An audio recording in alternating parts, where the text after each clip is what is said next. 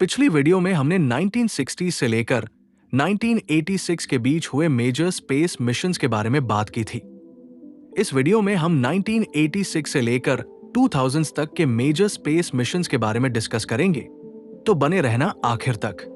1986 में ईएसए का Giotto mission हेलिस comet का क्लोज रेंज ऑब्जर्वेशन करने वाला पहला स्पेसक्राफ्ट था। 13 मार्च 1986 को ये न्यूक्लियस से सिर्फ 596 किलोमीटर दूर फ्लाईबाय करने में सफल रहा। जियोटो ने न्यूक्लियस से गैस और डस्ट जेट्स इरप्ट होते देखा और कंफर्म किया कि comet mostly water ice, carbon dioxide और ऑर्गेनिक मॉलिक्यूल से बना है। मिशन के दौरान हाई स्पीड डस्ट पार्टिकल से स्पेसक्राफ्ट डैमेज हुआ, जिसमें कैमरा डिस्ट्रॉय हो गया, लेकिन मेजर ऑब्जेक्टिव्स कंप्लीट हो चुके थे। ये मिशन कॉमेट स्टडी में एक ब्रेक थ्रू था और फ्यूचर कॉमेट मिशंस जैसे रोसेटा के लिए एक स्ट्रॉन्ग फाउंडेशन बना। One and liftoff of the Space Shuttle Discovery with the Hubble Space Telescope, our window on the universe. 1990 का साल था जब नासा ने एक ऐसा टेलीस्कोप लॉन्च किया जो सिर्फ एक टेलीस्कोप ही नहीं, बल्कि इंसान की क्यूरियोसिटी का सबसे बड़ा प्रमाण बन गया। इस टेलीस्कोप का नाम था हबल स्पेस टेलीस्कोप, जो अर्थ के ऑर्बिट में लगाया गया था। लेकिन ध्यान रहे, ये अर्थ की ग्राउंड पर नहीं था, बल्कि एटमॉस्फेयर के बाहर स्पेस में था, जहां से वो बिना किसी हवा, पॉल्यूशन या लाइट डिस्टॉर्शन के यूनिवर्स को डायरेक्टली देख सकता था। हबल का डिजाइन स्टार्ट हुआ था 1970s के एंड में, और इसका विजन था एक ऐसा टेलीस्कोप बनाना जो यूनिवर्स के सबसे दूर कॉर्नर्स तक देख सके। इसका नाम एडविन हबल के नाम पर रखा गया था, जो एक मशहूर एस्ट्रोनॉमर थे जिन्होंने प्रूव किया था कि यूनिवर्स एक्सपैंड हो रहा है। लेकिन जब हबल को लॉन्च किया गया तो नासा को एक बड़ी एम्बैरसमेंट झेलनी पड़ी। हबल के प्राइमरी मिरर में एक माइक्रोस्कोपिक एरर था, सिर्फ 2.2 माइक्रॉन्स का, जिसकी वजह से इमेजेस ब्लर आ रही थी।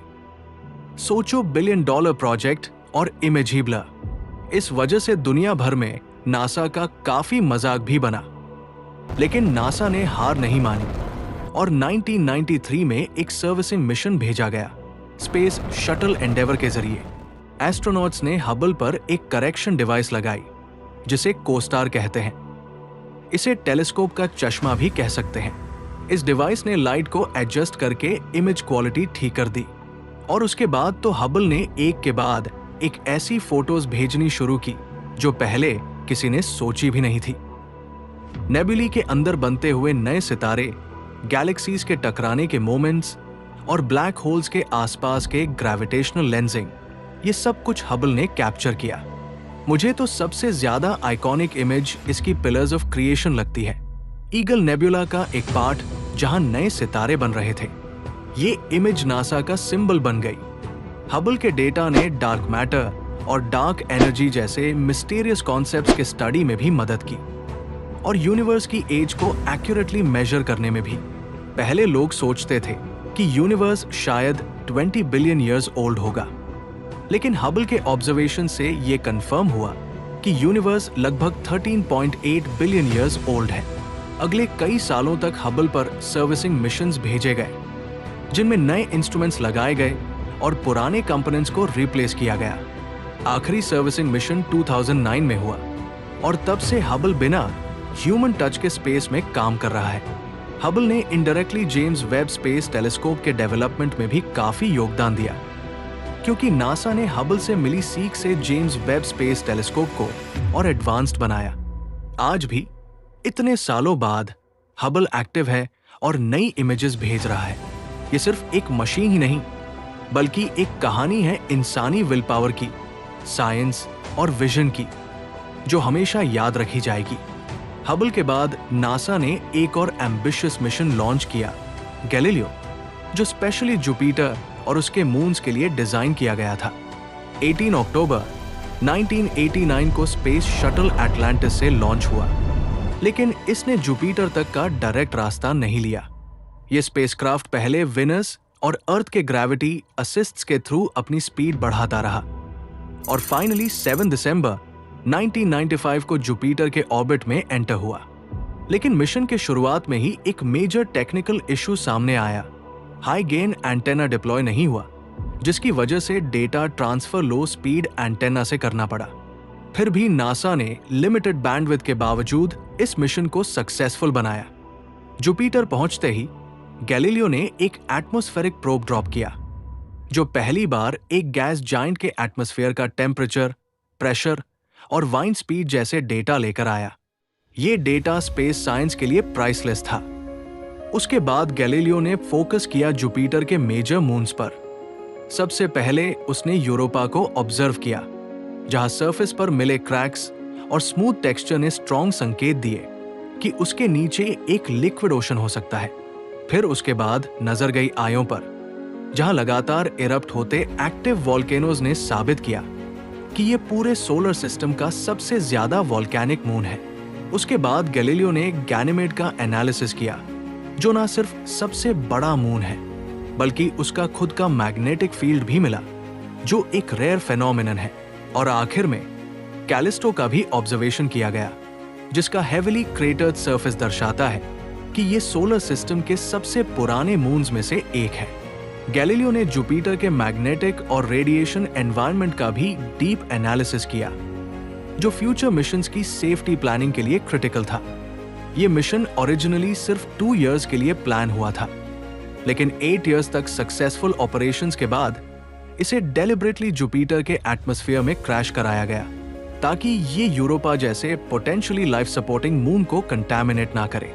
गैलीलियो ने जुपिटर सिस्टम के बारे में हमारी अंडरस्टैंडिंग को कंप्लीटली बदल दिया, और आज के मिशंस जैसे जूस और यूरोपा क्लिपर इसी के फुटप्रिंट्स पे चल रहे हैं। 1997 में नासा ने एक मिशन लॉन्च किया, जिसका नाम था मार्स पाथफाइंडर। इसका मेन गोल था मार्स पर सेफली लैंड करना और वहां एक छोटा सा रोवर भेजना जो सरफेस को एक्सप्लोर करे। ये रोवर था सोजर्नर, जो साइज में सिर्फ एक सूटकेस जितना बड़ा था। मार्स पाथफाइंडर ने लैंडिंग के लिए एक नया तरीका अपनाया। इसमें एयरबैग्स का इस्तेमाल किया गया, ताकि स्पेसक्राफ्ट सेफली बाउंस करता हुआ मार्स की सरफेस पर लैंड कर सके। यह टेक्निक उस वक्त के लिए काफी इनोवेटिव थी। लैंडिंग के बाद सोजर्नर रोवर मार्स की सरफेस पर चला। उसने रॉक्स और सॉइल का एनालिसिस किया और सारा डेटा अर्थ पर भेजना शुरू किया। यह मिशन पूरी तरह सक्सेसफुल रहा। यह पहला रोवर था जो मार्स पर चला, और इसने नासा को यह कॉन्फिडेंस दिया कि फ्यूचर में और भी एडवांस्ड रोवर्स भेजे जा सकते हैं। आज के फेमस मिशंस जैसे क्यूरियोसिटी और परसेवरेंस इन्हीं मिशंस की सफलता पर बेस्ड है। मार्स पाथफाइंडर ने मार्स एक्सप्लोरेशन की फाउंडेशन तैयार की। मार्स के बारे में मैंने एक डिटेल में वीडियो बनाई है, डिस्क्रिप्शन में उसका लिंक है, वहां से देख सकते हो। 15 अक्टूबर 1997 को नासा ESA और इटालियन स्पेस एजेंसी ने मिलकर एक मिशन लॉन्च किया, जिसका नाम था कैसिनी हाइजेंस। मिशन का मेन टारगेट था सैटर्न और उसके सिस्टम का डिटेल्ड स्टडी करना। कैसिनी स्पेसक्राफ्ट का काम था सैटर्न के ऑर्बिट में जाकर उसके रिंग्स, मून्स और एटमॉस्फेयर को स्टडी करना। हाइजेंस एक लैंडर था जिसे टाइटन पर उतरना था। कैसिनी ने लगभग 7 साल का सफर तय किया और 1 जुलाई 2004 को सैटर्न के ऑर्बिट में एंटर हुआ। उसने सैटर्न के रिंग्स, स्टॉर्म्स और मैग्नेटिक फील्ड की हाई रेजोल्यूशन इमेजेस भेजी। कैसिनी ने मून्स जैसे एनसेलेडस पर लिक्विड वाटर के सबूत भी दिए। 14 जनवरी 2005 को हाइजेंस ने टाइटन के सरफेस पर सक्सेसफुल लैंडिंग की। यह पहली बार था जब किसी स्पेसक्राफ्ट ने सैटर्न के किसी मून पर लैंड किया हो। मिशन के एंड में कॉन्टैमिनेशन अवॉइड करने के लिए कैसिनी को 15 सितंबर 2017 को सैटर्न के एटमॉस्फेयर में इंटेंशनली क्रैश किया गया। दुनिया का सबसे पावरफुल एक्सरे टेलीस्कोप का नाम है चंद्रा एक्सरे ऑब्जर्वेटरी। यह नासा का एक इंपॉर्टेंट मिशन था जो 29 जुलाई 1999 को स्पेस शटल कोलंबिया से लॉन्च हुआ था। इसका काम था यूनिवर्स के सबसे एनर्जेटिक और डेंजरस चीजों को देखना, जैसे ब्लैक होल्स, सुपरनोवा और न्यूट्रॉन स्टार्स। नॉर्मल टेलीस्कोप्स सिर्फ विजिबल लाइट देखते हैं, लेकिन चंद्रा एक्सरेज डिटेक्ट करता है। एक्सरेज जो सिर्फ तब बनती हैं जब टेम्परेचर और ग्रेविटी दोनों एक्सट्रीम होते हैं। इस टेलीस्कोप का नाम रखा गया था सुब्रमण्यन चंद्रशेखर के नाम पर, एक लेजेंडरी इंडियन अमेरिकन साइंटिस्ट। उन्होंने व्हाइट ड्वार्फ्स और स्टार्स के लाइफ साइकिल पे काम करके नोबेल प्राइज जीता था। चंद्रा उनका निकनेम भी था, इसलिए नासा ने उनकी रिस्पेक्ट में इस टेलीस्कोप का नाम रखा चंद्रा एक्सरे ऑब्जर्वेटरी। चंद्रा ने हमें यूनिवर्स के वो हिस्से दिखाए जो हम आंखों से नहीं देख सकते, जैसे ब्लैक होल्स के आसपास मैटर का बिहेवियर, गैलेक्सीज के सेंटर में होने वाले एक्सप्लोजन्स और इवन डार्क मैटर के इफेक्ट्स। और हाँ, ये टेलीस्कोप अर्थ के पास लो ऑर्बिट में नहीं है, बल्कि एक हाई इलिप्टिकल ऑर्बिट में है, जहां से ये कंटिन्यूअसली डीप स्पेस को ऑब्जर्व कर सकता है। पहले ये मिशन सिर्फ 5 इयर्स के लिए प्लान किया गया था, लेकिन चंद्रा आज भी एक्टिव है और नए नए सीक्रेट्स डिस्कवर कर रहा है। तो दोस्तों, ये थे कुछ इंपॉर्टेंट और गेम चेंजिंग स्पेस मिशंस जो 2000 के आसपास के दौर में लॉन्च किए गए थे। हर मिशन ने हमें स्पेस की एक नई विंडो दिखाई।